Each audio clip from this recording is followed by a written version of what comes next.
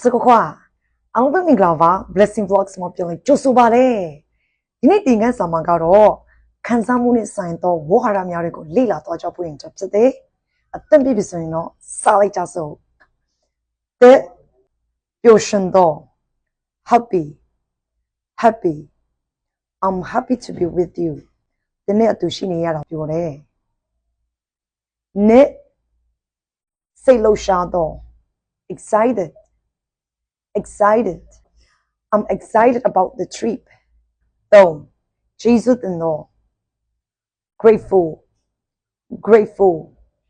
I'm grateful for your help ဒီရကိုညီမို့အတွက် Jesus and lay go you though proud I'm proud to be a Lisu girl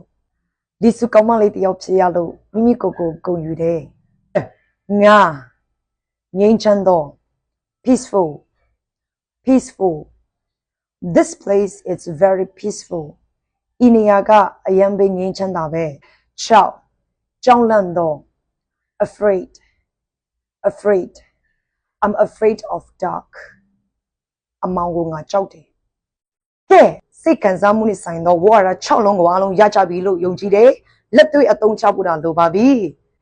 ဒီဗီဒီယိုကိုဆုံးဖြတ်ကြည့်ပေးလို့ကျေးဇူးတင်တယ်အားလုံးပဲ make up bless you see you in my next video bye bye